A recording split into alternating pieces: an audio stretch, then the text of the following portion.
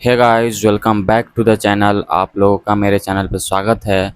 तो आज के इस वीडियो में मैं आपको chapter number 4 the psychology of money book का कन्फाउंडिंग कंपाउंडिंग को समझाने वाला हूँ। इस वीडियो में आप जानोगे कि कंपाउंडिंग की क्या पावर होती है और ये कैसे एक तरह से आपके लिए बिग वेल्थ जनरेट कर सकती है। इसमें बुक में कुछ एग्जांपल्स भी दिए गए हैं जो कि आपको समझना ज़रूरी है। तो सबसे पहले कंपाउंडिंग इतना पावरफुल होता है कि लोग उसकी पावर को समझ ही नहीं पाते हैं। छोटी छोटी ग्रोथ अगर लंबे टाइम तक हो तो एक बहुत बड़ा रिजल्ट आ जाता है। सक्सेस का भी सीक्रेट यही है, टाइम और पेशेंस। रियल एग्जाम्पल जो बुक में दिया गया है वह है वॉरेन बफेट का। उनकी वेल्थ का मेजर पार्ट लेट एज में बना है। मतलब ये कि उनकी जो वेल्थ का जो मेजर पार्ट है, जो हाईएस्ट पार्ट है, वह उनकी आफ्टर 60s और 70s के बाद ही उनको वेल्थ बनी है।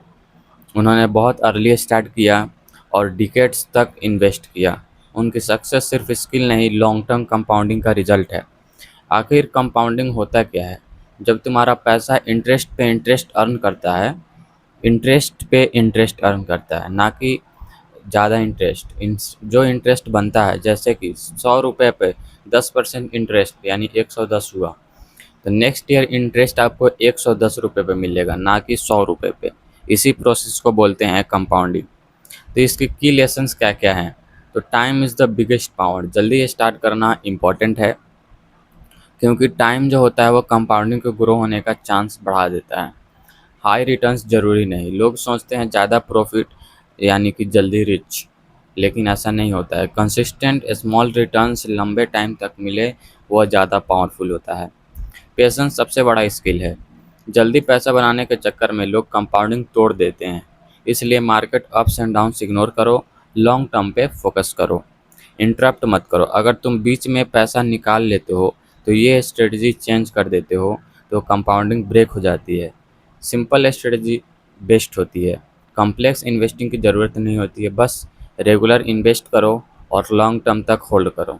अब अगर चैप्टर के शॉर्ट समरी बताया जाए तो वेल्थ बनाने का सीक्रेट हाई रिटर्न्स नहीं बल्कि लॉन्ग टर्म कंपाउंडिंग है। तो आई होप कि आपको यह चैप्टर समझ में आया होगा।